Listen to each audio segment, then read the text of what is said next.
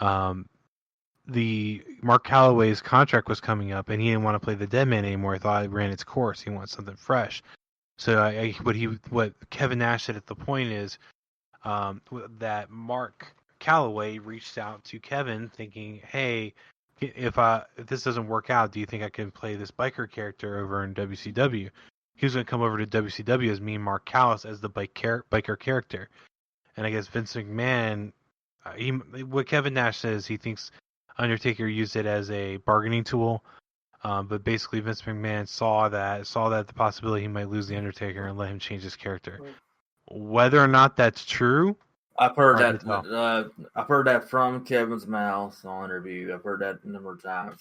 I said I personally can't totally buy into it, but does that mean it's not true? I'm not saying that. I'm just saying I can't personally. It's between the loyalty and just I you know what it.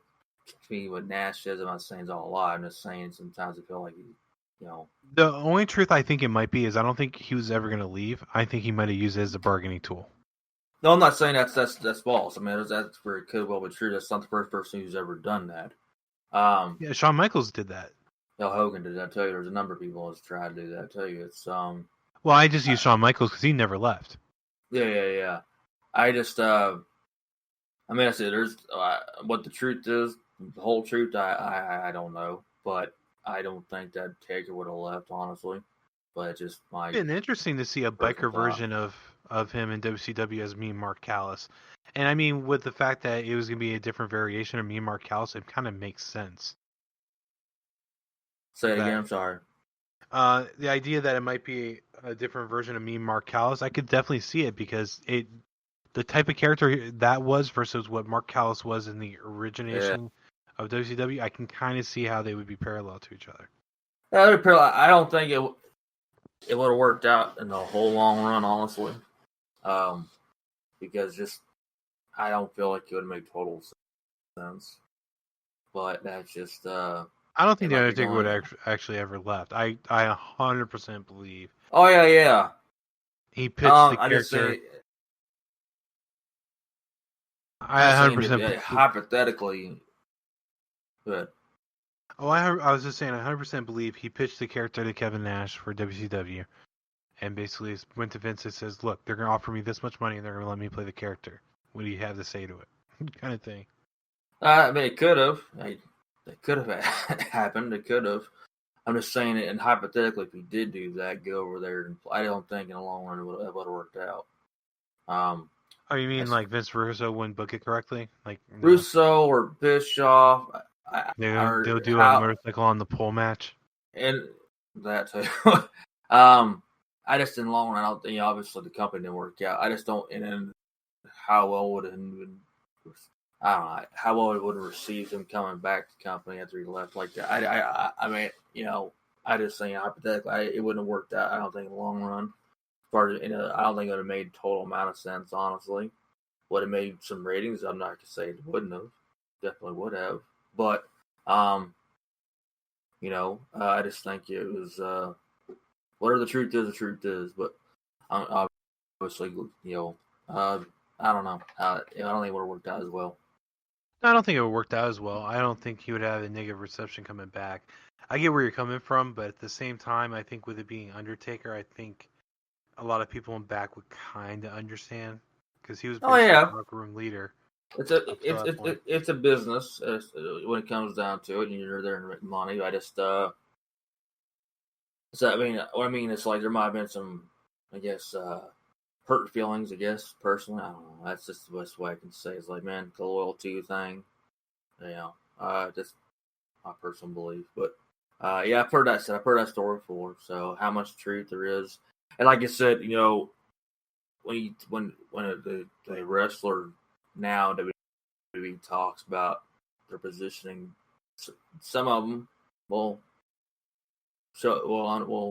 express their aggravation a little bit. A lot of them will take back, or at least have WWE's back. Don't want to get in trouble, and it's a loyalty thing.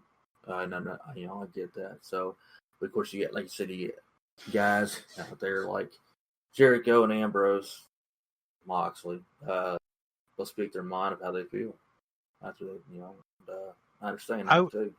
I will say I think Jericho's rendition of it is probably closer to the truth.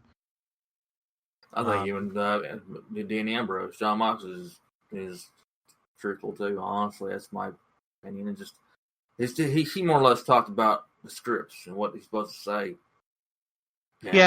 And both so him and Jericho kind of came across as like, we're just frustrated with how this works. We get it, it's a company, we understand it, but we just don't like the way that it works. I understand that. I guarantee it's a lot of performers in WWE that feel that way. I mean, we're not going to come off and trash your company and get some heat either, though. We have Taker actually was talking recently. The best technical wrestler he's seen, he says, is Arn Anderson. What do you think, man? About that? About him being the best technical wrestler there is? At Taker's eyes. But I guess who do you think that's in your favorism, your opinion or what you feel? What you say? I think Arn is really, really good. I don't know if I put him up there as the best technical. I think technical, I mean, you have to you're including at that point Bret Hart, you're including Chris Benoit, you're including Dean Malenko, all those kind of people. And it's kind of hard to say whether or not Arn was better than them or not. I think Arn is a great wrestler. I think he was innovative in a lot of things he's done, and I think he's inspiration for. I'll use the FTR as an example. He's an inspiration for wrestlers like FTR, but I don't know if I would say Arn is better than Bret at that point. In some ways, I would, at least if not as good. To me, Arn was a very underrated in my opinion. He had more shot. He was overshadowed a lot with Flair, but he also takes what he's done in wrestling as he's very honored to have the spot that he did. And they talked about a number of times where at least a couple times where folks asked him if he had been the world champion. He's like, considered world TV title, world TV champion a number of times. Like, I took that title as best I could. I loved being world TV champion. It was, I think he's just more very modest and very humbled by his opportunity he got. But definitely one of the better ones. My eyes gotta say he's all time best. I can't say that. I don't really put anybody over as the best necessarily. Where do you think Chris Kanyon was on the innovation side? He was good. I mean, I wasn't what I would call one of the better, best ones. I thought he was very good.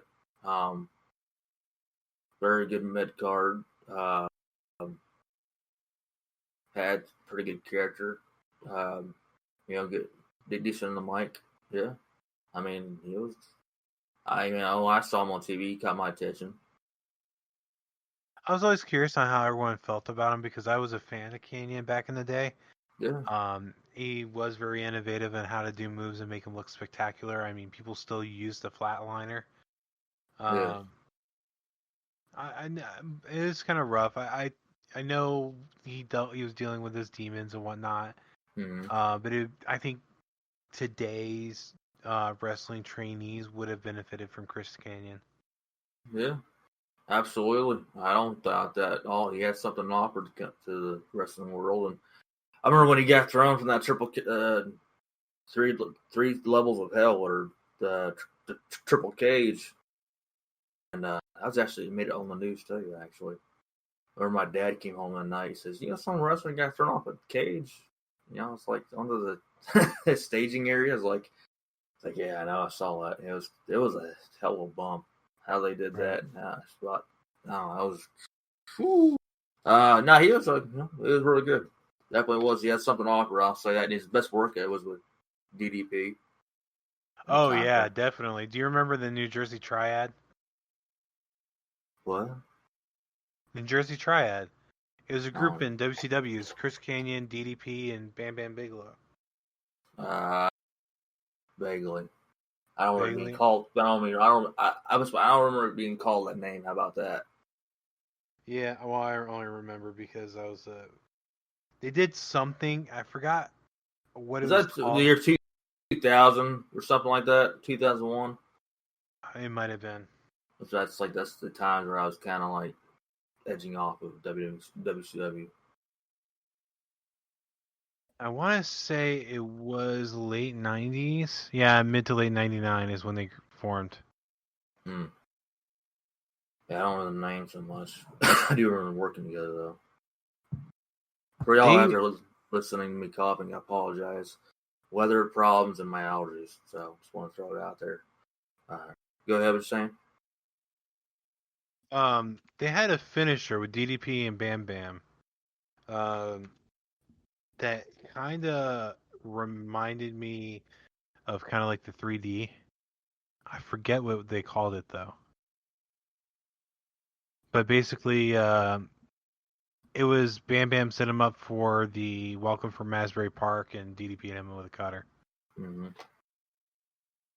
Hey, talking about the weekly stuff going on. What do you think about having a new contender for Drew McIntyre? It's going to be a triple threat match this week with AJ Styles, Keith Lee, and wow, I might Keith. Who the hell? AJ Styles, Keith Lee. Oh, and Riddle. Winner of that match goes on to face Drew McIntyre. Of those, I would rather be AJ. I don't expect AJ to win against Drew, but I think it would be a good showing between the two. AJ Styles on. That's great. I don't want it to be Keith Lee because I want Keith Lee to keep a forward progression, and I just don't think a Matt Riddle Drew McIntyre match will be good. Not right now. Not right now. Actually, Riddle's kind of hitting the whole Aleister Black thing, where he had a lot going for him in NXT, yeah, and when he first came up, and now it's nothing. not much. Yeah, I just they're keeping him around a good spot fairly. I mean, for what it is, but he's taking kind of a step back. You know, you can't be a great spot all the time. It's hard to be. He's still developing his area. But Keith Lee should be the star, honestly. Should be a really big star, and they're kind of messing that up. Yeah. So, you remember Lance Storm, right? Well, yeah, of course. Lance Storm shared something, and I kind of agree with this sentiment. He said that I saw this tweet earlier too. I've concluded today that AEW is like pineapple on pizza. Those who don't like it actually get mad at people who do, and I'm trying to convince them to stop and try to convince them to stop enjoying something they like. I'm in that same boat. Like what you like, don't be a dick. You don't have to. I pick on WWE, but it's kind of like I'm disappointed in WWE. I feel like they should be doing better. It's Absolutely. Absolutely. I have a couple friends that are diehard WWE fans, and I'm like, okay, cool, I get it to an extent. I'll be honest with you, I prefer this way of doing it.